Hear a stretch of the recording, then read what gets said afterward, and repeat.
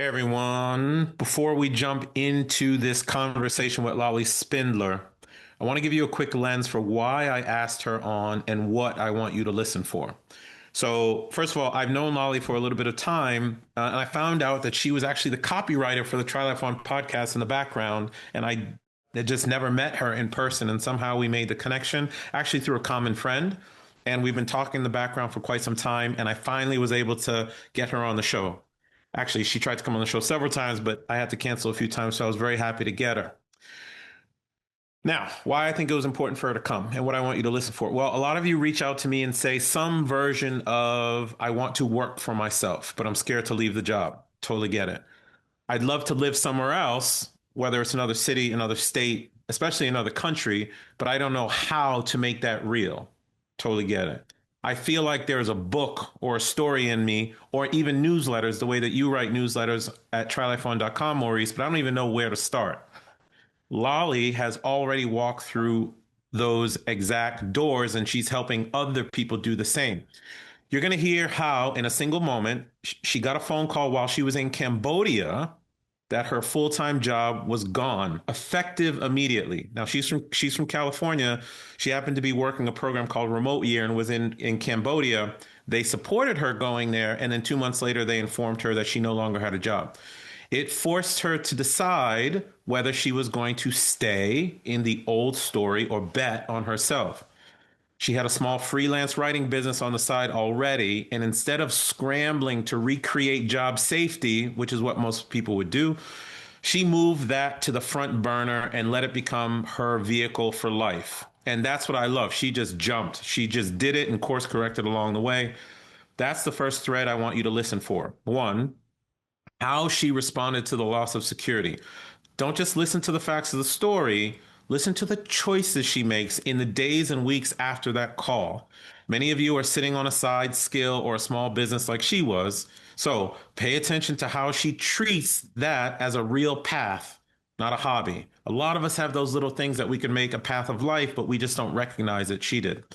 Second, writing is not just her income, it's how she has navigated her entire life. And I've become a writer, especially having an engineering background and being in IT consulting for so long.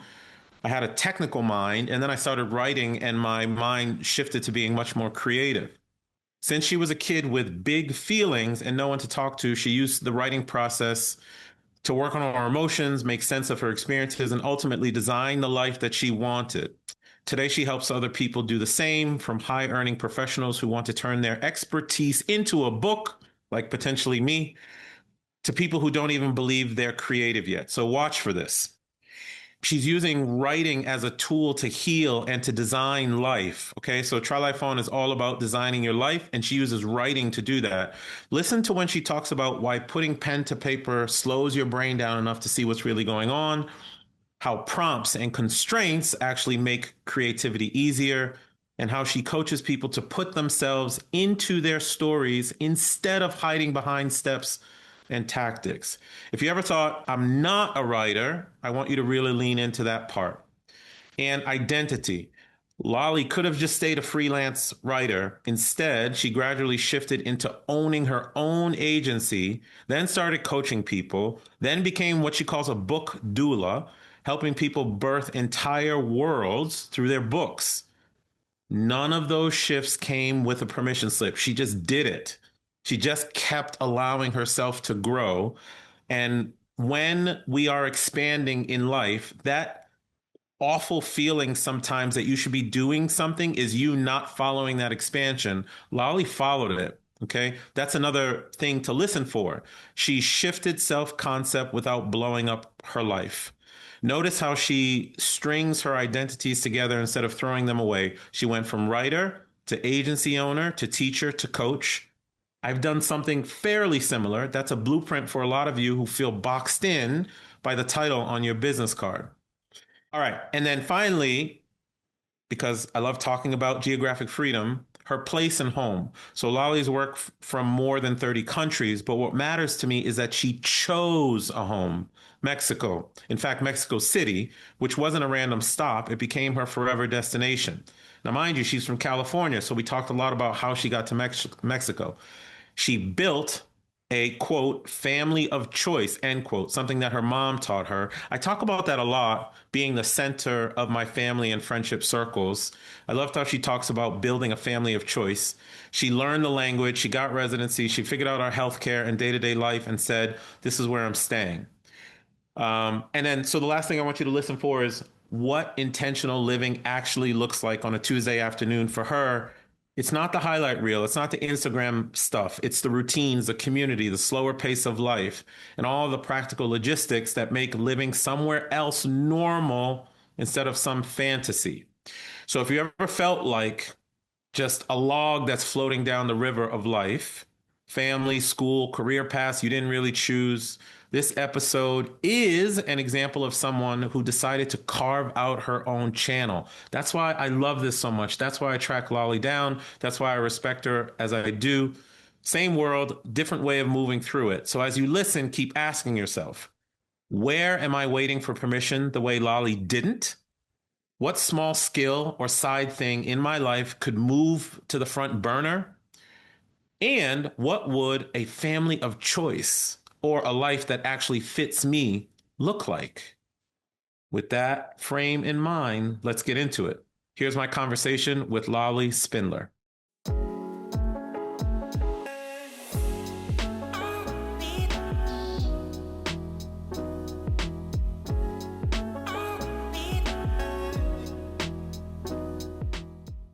What's happening? Hi. Oh my God. I feel like I know you, even though I don't. You don't well, I feel like I know you now, even though I don't, which is why I'm so excited to talk to you today. You know, you could literally be my sister from another mister, the way that I think that you think. Ooh, I love that. Probably. I mean, in another life, it's possible.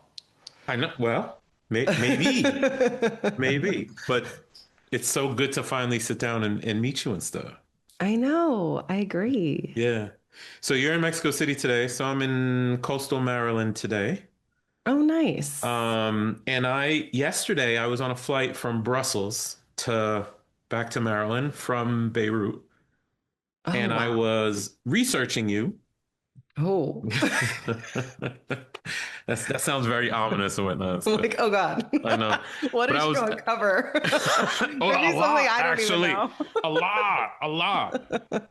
So I just get conversational about this type of stuff. But I was researching you, and I found something that you said in a podcast where you left a job or you lost a job a long time ago, and it kind of sparked. I don't know if that was the impetus that sparked you creating the content business, but it's amazing to me. And you know my podcast, and I'll introduce you a little bit more later. But it's amazing to me how people will go through a life event, and it will be the unknown thing that, unbeknownst to them, will spark a journey. Yeah. What Yeah. So, happened? so it was like a two-parter. So the first one was I worked like an office job for 1 year. Yeah, Like that's it in my entire life. And after yeah, that year, I was like, oh, hell no, this is not for me. And so that was like the first push to basically start my own business. And yeah. then the second push was I had started my own business, but I went back to work full time for another company remotely. Oh, okay, okay. And that's when I left on remote year, which is this crazy work travel I program know that remote year. that no longer exists. But we basically traveled to a different city every month for a year. And so Okay. I had pitched my full-time employer, like I still had my business, create content marketing on the side, but I was Mm, like, to fund this crazy year of travel, like I want to get a full-time job as well. mm, And so I had that job for like a year before I pitched them remote year. And they're like, mm. yeah, go for it, like have fun. Little did I know they told me this because they were on like their last dying breath.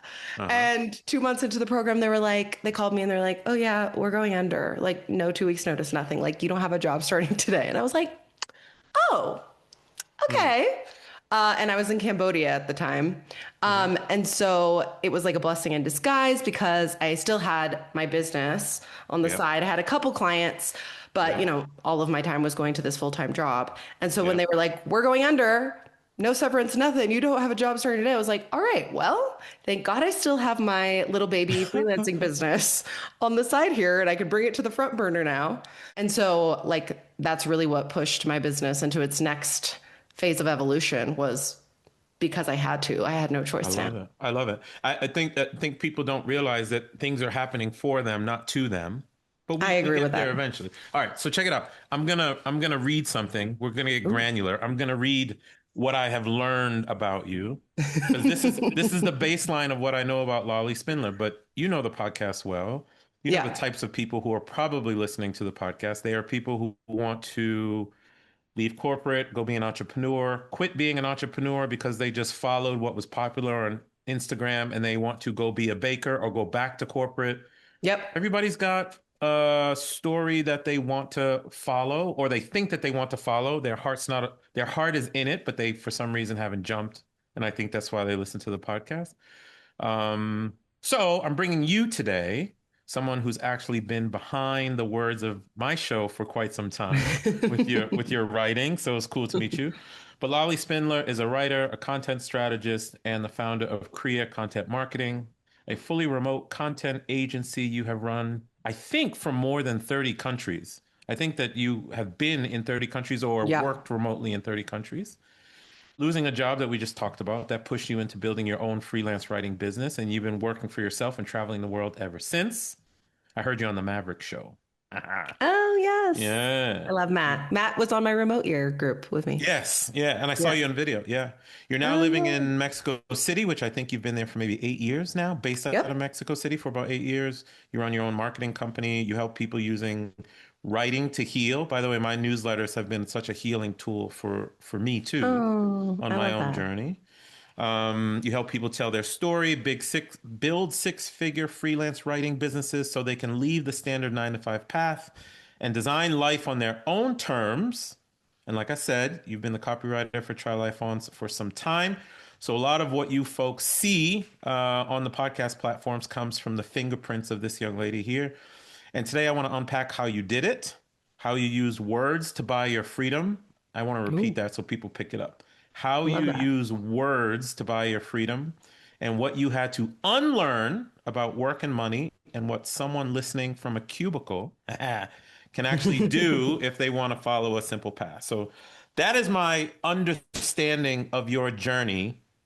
What else can we add to that just at the beginning? Yeah. So basically, after running Crea content marketing, my first business for 10 years, I Yeah. realized I basically wanted to prove to myself that I could do it, that I could take this like freelance writing project and turn it into a business and scale it to 6 figures and then maintain the 6 figures. So after I successfully did that, then I was like, okay, now I want to step into the role of teacher because I was a teacher in Spain many years ago. And I love teaching, but I prefer teaching adults. Like I like playing with children, not teaching them. Mm, 'Cause, mm. yeah, I don't like being a disciplinarian. It's not fun for me. I'd rather run around, you know? Yeah. And so I was like, okay, like I want to teach again. And I have all this experience. And so I want to help other writers start their own freelance writing businesses and kind of step out of the freelancer or contract mindset into the CEO mindset. Okay. And so that they can start scaling their business, you know, get more clients and like feel stable and fulfilled in their life.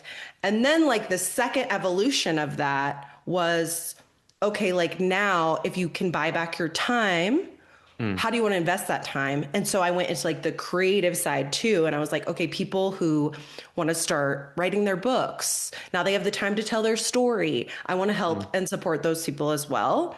And mm, then also people who have always wanted to write, maybe they're like a couple steps behind. They've always wanted to write, but they have like limiting beliefs about I'm not creative. I'm not an artist. I don't know how to write, and basically overcoming those limiting beliefs so they can open that creative channel and start writing. So I started basically like opening up paths for people at all different stages of their writing I journeys got so you. that I could Okay. like aid and support them wherever they were at. But were you always a writer? Yes. You Yeah. were Even always when I writing. was Okay. when I Okay. was little, I literally and adults would be like, "What do you want to be when you grow up?" I would be an author and an illustrator. So half of that came true. All right, I got you. So I struggle. Maybe you figured it out on the podcast, and I pulled the intro. By the way, I don't know if you noticed that. but I Oh, pulled yeah. the classic intro of I was a police officer, I was a military guy, corporate guy, because it's not me anymore. I Yeah. realize that like and you could probably tell that a lot of my speech patterns and even writing personally has shifted into much more of conscious creation and Yeah. helping people. Well, I was always helping people design lives, but showing people that they can create their life how they want. But I recognize that that I struggle sometimes on how to introduce myself. 'Cause I'm not kind of the standard thing that you see Yeah. running around, right? So, but you're the same. How do you introduce yourself to people? How do you express your journey? Because it's not, well, in our circles, it might be more of a typical journey, but it's not the typical journey that you hear about when you're starting high school or when you're going into college. Yeah. And I think something that we need to start being more open about and accepting about as entrepreneurs is like it's okay to change and grow. Yeah. Like Yeah. people are like, stay in your niche, always talk to the same people, blah, blah, blah, blah. And it's like, yeah, that's great. But like, don't let that keep you small. Like continue to Mm. allow yourself to evolve. And so if you're being called in a different direction, explore it by all means. Like you're allowed to use new words to describe what you do and who you are, you know? So Yep. I just want to Yep. start with that. Like we put ourselves like in these boxes as entrepreneurs. It's like we become well Yep. known for doing Yep. one thing. And Yep. it's great. Like that's great. That can be your foundation. Now you're allowed to construct on top of that. Yep. So for me, I like to use more like umbrella terms. Like I've always been a writer and an editor, and I still am, even in this new evolution of my work. Hmm. And then I also have added book doula and writing coach because those are like kind of the new things well, the book doula Yeah. thing I've been doing for a long time. I did it with Crea content marketing too. Okay. Now I just do it with like a little more like coaching, right? Instead of just being like, give me your work and I edit it, I like coach people through the process of birthing their books.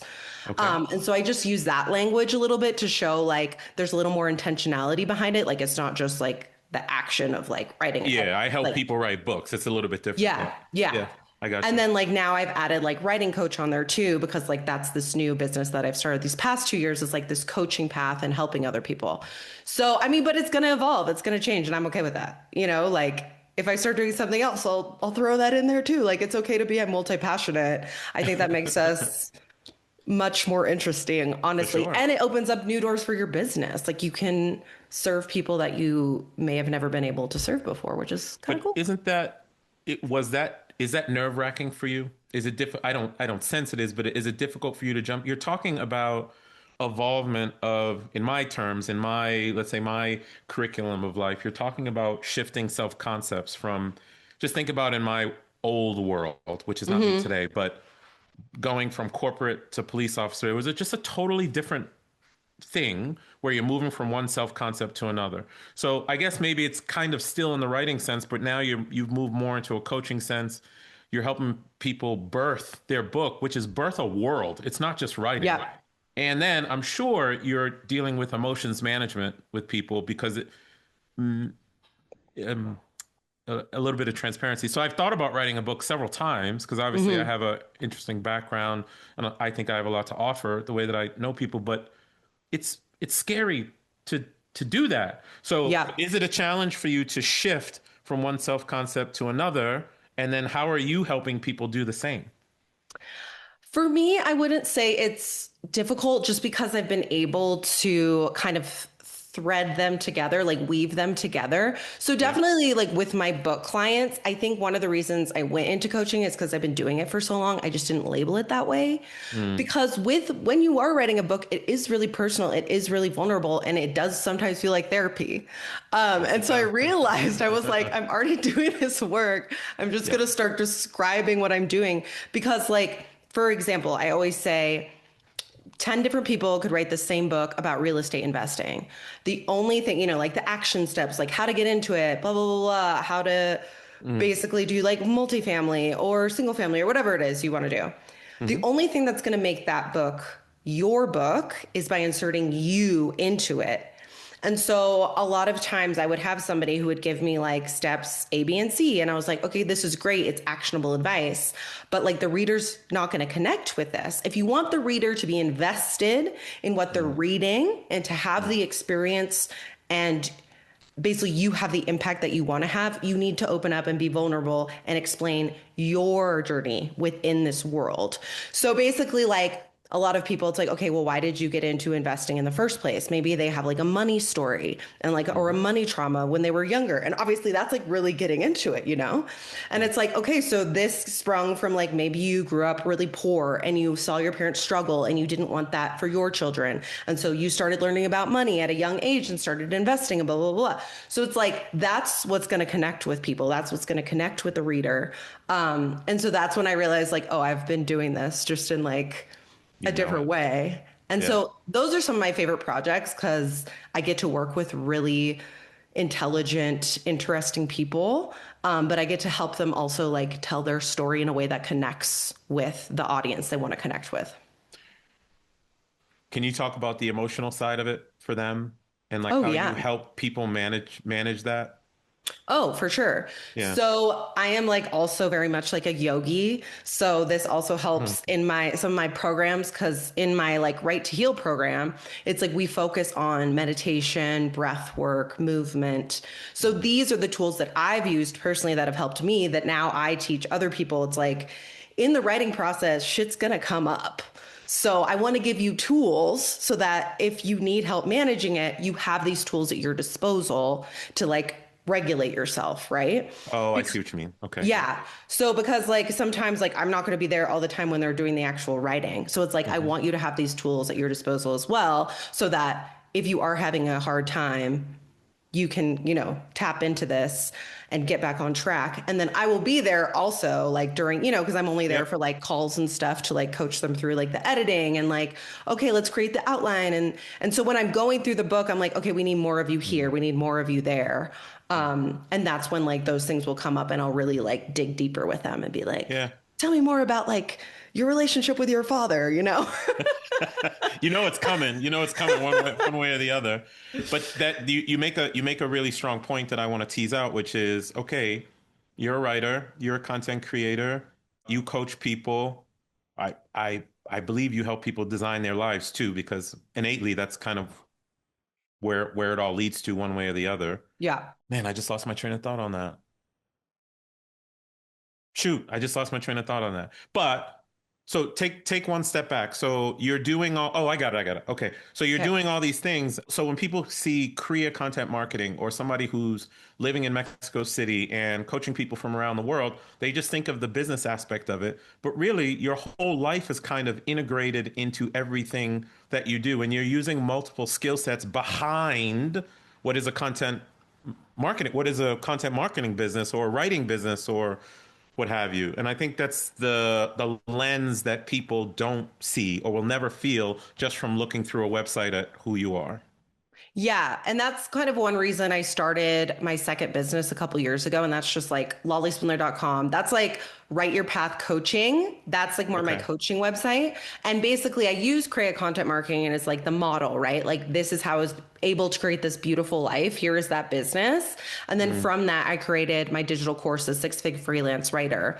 But then I realized like I gave myself a taste of my own medicine, just like I was telling you with like my book clients. I realized this is so action oriented. Like it's just people like how to set up your business, how to find clients, like the very hard skills.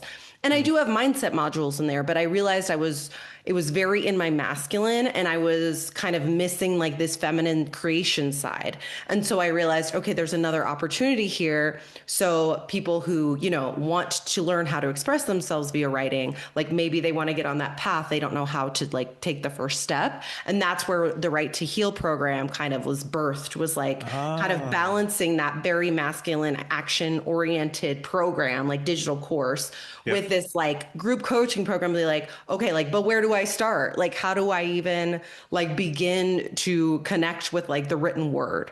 So that's like how like that business is kind of evolving. Yep. And I plan to create more programs as they occur to me, probably like storytelling, which is like very basic, like start, like if somebody wants to start writing a book, like first you got to learn how to tell a story, right? Yeah. So like I Yeah. already have all these ideas of like new programs I want to like create for people within this world of like writing and self-expression and Love it. storytelling. Love it. So writing, coaching, and now writing as a healing tool. I love the, Yeah. the term book doula. Um, where did that connection show up for you first in your life? Meaning, how did you recognize that writing can be a healing tool? I've recognized it just in leaping and doing it. No one ever told Yeah. me, but I see my growth in it. In fact, I feel weird if I don't write nowadays, hmm either journaling or doing newsletters or what have you. But where did it manifest itself in your own life that you recognize that it can be used as a tool? So I like realized looking back, like I was always a writer. Like even when I was like little, like that's how I processed everything. Hmm. Because I feel like as a child, I didn't really have someone like to talk to. I had like these really big feelings. I was one of those, I'm like very fiery in general as a person. And I had like these really big feelings, and my parents like didn't know how to deal with it. Like my Okay. sister's like the opposite of me, right? And so all of Okay. a sudden they have like this firecracker in their house and they don't know what to do with me. And so I spent a lot of time like alone with these big feelings because I felt like I didn't have like an outlet or someone to talk to about them. So I started writing them down. And Hmm. so like from literally as a child up through like now, I have like journals everywhere. Just like I would journal everything. And I realized like that's how I was processing my emotion. And I was Yeah. like, oh my God, I've been using writing as a healing tool since I was a child. Like I I've been doing this like You some didn't recognize it in the moment. yeah. Wow. And then I looked back and I was like, oh my God, like everything is aligning now, right? Like I became a professional writer because that's how I process trauma and big emotions as a child. And I was like, Yeah. oh, okay, yep, everything is connected. And so then I was like, okay, now I want to kind of teach others how they can use the power of writing Yeah. to, you know, really go deep and look at themselves and have some like self introspection, but also use it as a way to construct the life that they want to. Because it Hmm. is like a Hmm. powerful tool. Like you can literally start seeing things because obviously our brains process writing a lot slower than they do thinking. So you're Yep. really forced to slow down and reflect. And then, and I always recommend people write like in an actual notebook. Because Why? then, Why as opposed to a piece of paper or something like that? oh no, that's what I mean. Like writing like Like physically instead of literally, like typing. tactically. Yeah. So you can Yeah. feel it. Yeah. So yeah, you have that like brain body connection. Yeah. And it's just like it's more ritualistic. There's a lot more intention behind it. Yeah. And I think that's like when people can really start to create that like, oh wow, yeah, now I'm seeing it as a different perspective. And like I'm seeing it in this new light because I'm having time to like slow down and reflect on it. And then Yeah. from there, once you start having that, it becomes kind of ingrained that you Yeah. slow down and are able to process. And then you can start using that as like intentionality moving forward. Yeah. And I know that now, the way you're saying it, that's the way it has manifested itself for me. I can hear my own voice in my words. Mm. Sometimes I'll even articulate, let's say, to ChatGPT and get it to list my thoughts down for me. But I agree with you. I always take anything that comes to me in a computer or in a thought process, I will still take it and write it on a piece of paper because for some reason it ingrains in my nervous system or my subconscious more if I use Yeah. it with, if I do with a pen or a pencil or something like that. So if you have clients in this space, and there's probably some corporate person or super mom or super dad who's listening to this now, like what is one small thing they can do to kind of start the process of becoming a writer or becoming reflective of their own journey? It is a little bit daunting, especially if maybe you're an analytical mind or you don't feel that you are creative in nature. How do folks get started? So, a lot of people think that creativity is born from like complete freedom, but I Mm. think creativity really thrives when there are restrictions, which is why I think if you have journal prompts, it forces you to Oh, write in yeah. a specific way. Whereas, Yeah. like, if you're just looking at a blank page, that's a lot more daunting and you're like, oh my God, where do I start? But if you have like a very specific prompt that says, write a short story about X or write a dialogue between two people about Y, like your creativity is much more profound because you have to Mhm. tap into these parts of yourself that maybe you haven't used in a while. Yeah. And so I always recommend that people start with like journal prompts. I actually have like a journal. It's like a 1 week journal of Mm. prompts that people can use. Because I feel like that forces you to think in ways that maybe you wouldn't because no one is prompting you I to, agree. right? I agree. So even if like even if you like don't want to go and like look for other journal prompts, just like start writing them for yourself. Like you could just make a list of like 10 journal prompts that Yeah. you want to answer. And then like the next day you start a journal with those prompts. Or you can ask family or friends, like, hey, like, let's start like literally into like a group chat I have. We're like, okay, everybody give us like a journal prompt for this week. And then you have like 10, right? So that's like a really fun way to get Oh, started. sorry, with a group like that, you guys will just come up Yeah. with a prompt and everybody will use that prompt for the week, that kind of Yeah, thing. so everybody just pops in like one Uh, prompt in the group. So you can even I love ask that. like a group chat. And Yeah. then you have like 10 prompts because there's 10 people in that chat or whatever. So it's fun ways. And like how I like to do it in my groups is I play with content and form. So one week we're focusing on the past, one week we're focusing on the present, one week we're focusing on the future. So that's like the Okay. content. And then the form is like write a short story, write a poem, write a song, write a dialogue, write whatever it may be. So that you get to play with the form too, and then you kind of see what you like and what you don't. Yep. And then you're like, ooh, I felt really in the flow when I was writing like this, like these song lyrics. Like who knew? Like that was something I would love, right? So you get to Yep. like, it's Yep. all about like play and exploration, which I think is really important, especially if you're kind of diving into a new creative medium. I love it. I love it. And do you, by the way, I have a in my morning packet all my, let's say, inner work that I do in the morning.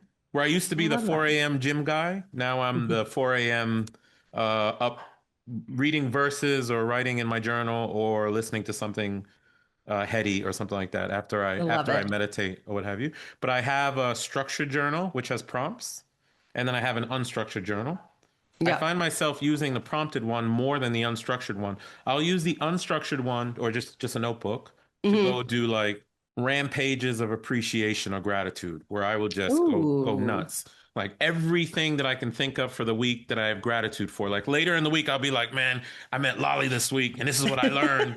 That kind of thing. So it makes you think in different ways. So I just wanted to call attention to that. One more thing on the writing piece. So Hmm. are you spending time with both nonfiction and fiction people? So primarily I work with nonfiction. So it's Nonfiction. it's people who are like you, right? They've done really well in their industry and they want to share their industry knowledge. Okay. But they just they don't, well, there's a few options. They don't want to write, they don't have the time to write. So then I like help them be able to tell their story in like a time efficient way because a lot of people too are like high earners and they like don't have that much They're time. busy. You'll write for Yeah. them?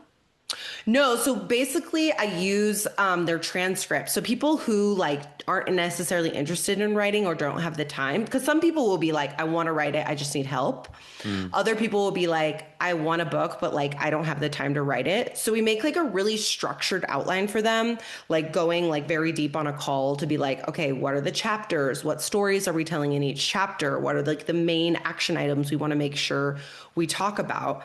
And then from there, I have them speak to them. Mm. And then I take those transcripts and I kind of mold it into a book. And then we go through the editing process, which is like, okay, we need more of you here. It's a basically, I think of it as like a puzzle. So it's like, okay, we've already told this story 5 times. Let's like put that right here. Okay, we need more of you here. Okay, this works better over here, right? So you're like putting this puzzle together, and then that ends up being the book. I love that. I love it. Okay, so more nonfiction. All right, so let's go a totally different direction. Let's say in the Okay. last 10 minutes or something. So you're living this life. You, Lolly is trying life on in her own way, and you've been doing it organically for a very, very long time. You're from Cali, I think. Yeah. You're Yeah. from I'm from Cali. Long Beach. Hmm. You're from Long Beach. All right, so you're a West Coast girl originally. You're now based in Mexico City. You've been all over the world. I saw some topics about Spain, I think Madrid or something Oh, like that. yeah. Hmm. But what is data? So someone's listening to you right now is they're afraid, and I don't consider you a digital nomad, by the way. I think you are much more of just a digital independent who kind of Yeah. does her thing wherever you are. But what is life actually like? How do you have health insurance, dental Mm. insurance, get care? How often do you go back to Cali? How have you integrated into Mexican culture? And I don't mean going to restaurants. I mean like how I am in Lebanon, where Yeah. I know the grocery store people. I have friends all over town and stuff like that. Just what is life itself like, and what was it like just getting into that rhythm? Yeah. So life is really beautiful. Mm. I always say like Mexico City chose me. I didn't choose Mexico City because it's funny. Like I've heard many stories about people who come for a month and end up like me staying for 8 years now, Yeah, yeah, or I hear people that. who like had the intention to move here and Mexico City spit them out. So it's really like a place where like energetically you have to kind of match. And then if you do, it's like the most beautiful experience. Like I can't see myself living anywhere else now. Like I just love it so much here.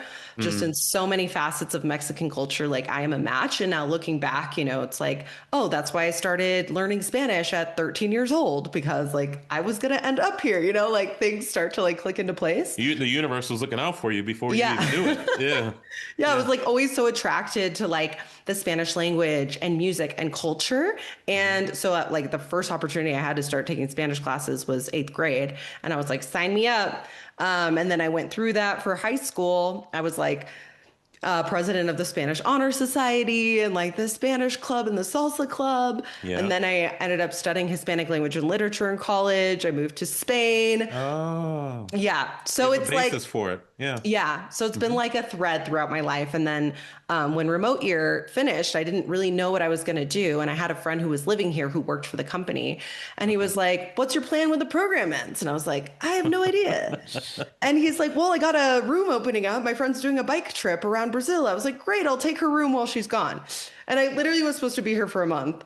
And then like it was 3 months and now it's been 8 years. So life is Wow. very beautiful here. The quality of life, it's like it's a slower pace of life, which I really appreciate. People aren't rushing around, like you think of the major cities in the US. It's like you can't even catch your breath. I was actually just reading this thread about like how like loitering is illegal in the US. And it's like it's literally illegal to like exist and Just sit in one space. Yep. And people Yep. from like Europe and other countries are like, Like, what? what Like, is this? Like, you can't walk yeah. around with a beard? No, you can't. Yeah. Like you can't even like stand in a place for more than 5 minutes. Like, what are you talking about? And I was like, that's so true. Like living outside of the US for so long now, like that concept is like, yeah, why would that be illegal? Like that's literally Yeah. just existing in a space. Yeah. And so people really do, they like live for their families, they live for their connections and their communities, and that's really Hmm. beautiful. Hmm. And so I have been able to create like a really beautiful community here, which is one of the main reasons I'm still here. It's like I like to call it family of choice, which Yeah. I've had, which is my mother's term. We've always had family of choice, and so my family of choice here is very, Oh, very I love that. strong. Okay. And it's like it's beautiful, right? Like I get to wake up every morning. I have like my morning routine like you where I meditate and I journal, and then I get to go to the gym and come home and start work at like 11 or 12, and I'll work for like 4 to 5 hours depending on how much, client work or personal work I have to do that day. Hmm. And then I like to like go out and I'm like very social. So I like to go see some members of my community every day if I can. Hmm. And as like for more logistical questions, like the health Yeah. insurance and stuff. Yeah. Yeah. So I just became a permanent resident. Kind Oh, I of. think I got a month left to get mine. Yeah. Awesome. Awesome. So the process should only be 5 years. It took me 8 years because for the first 3 years I was like not sure if I was going to stay. Okay. But then I was like, okay, Lolly, you're not going anywhere else. Like start the freaking Start the process. process. Yeah. Yeah. So I finally have my permanent residency, which is like so amazing because it's just like, okay, now they can't like kick me out for any reason. And also I don't have to like go wait in line at immigration anymore, which is like so stressful. Oh, yeah. Yeah. So I finally have that. It's Okay. actually like not really that hard of a process, like compared to like European countries.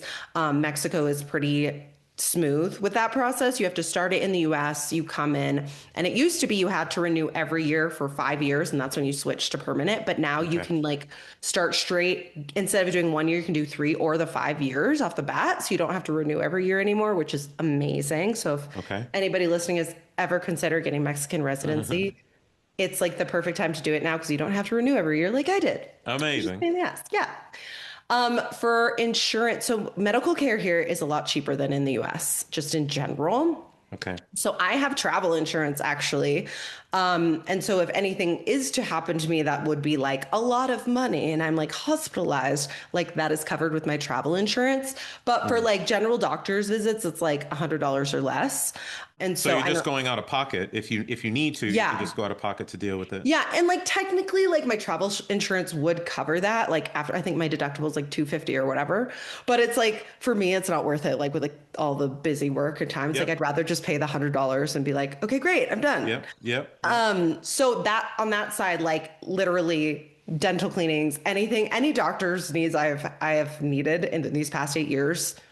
It's like basically the easiest process because I just pay out of Awesome. pocket. It's not that much. And if anything is to happen to me, I have my travel insurance that will cover And it. you have your travel insurance. Yeah, people think it's such a like a big daunting thing. And one of the Try Life on principles I tell people, stop worrying about the what and find a who. Like, okay, talk to a Lolly and just see how she did it and copy it. Yeah, Or in my exactly. case, Lebanon can be a bit tricky. So I just found the right lawyer, who's actually a very good friend of mine now, to deal with my permanent residency because in the Middle East, they're wondering why would an American go that direction? So I get so many questions about it. Everybody thinks I work for the embassy or something like that, which I don't. But everybody thinks it's this daunting thing to integrate in other cultures, but it's not. Do Yeah. you do you plan on going after citizenship at some point or just permanent residency? I might like in the future. It's never really been on my radar, but I do see the value in having a second passport. Me too. And so I'm like, okay, like this is definitely something that's like in the future. You know, this is my forever home. I plan to stay forever. So, and my friend who's Colombian just went through the process and she's like, I think I know more about Mexican history than most of my Mexican friends do now because like the test is I like love it. insane. Kind of like with people in the US who are Yeah. getting their green card and like, or their citizenship and they know more about like the US than I do now. So yes, it's definitely on my radar, still TBD, but yes, Gotcha. I'm thinking Gotcha. about it. Yeah. And are you renting or did you buy? And are you thinking about buying? I am renting. I would like to buy eventually, like right now, just with the market, it doesn't make Mm, much sense. mm. But eventually, my thing is more like, yes, it's a great investment, but also I just like am sick of moving, and Yeah, I I hear you. like my next move. I want it to be my last move, and that's just like my home. Yeah. So yes, eventually for those reasons, I would like to buy. But for now, I'm like super happy renting, and I have like a beautiful home, so I'm Yeah. very happy. Yeah. You really you kind of unveiled a lot. I hope people are picking, like you and I are being happy-go-lucky on the podcast, but I hope people are picking up on it's not easy. I know what you did is not, oh, the day-to-day of it can have its challenges and not be easy and stuff. But what I love about you and your story is that you punch through what everybody says is supposed to be the typical life journey. Yeah. And I'm just about to start. I was teasing it out this morning during journaling time, where I was outlining what my newsletter is going to be this Ooh. weekend because I was reading Power of what is it?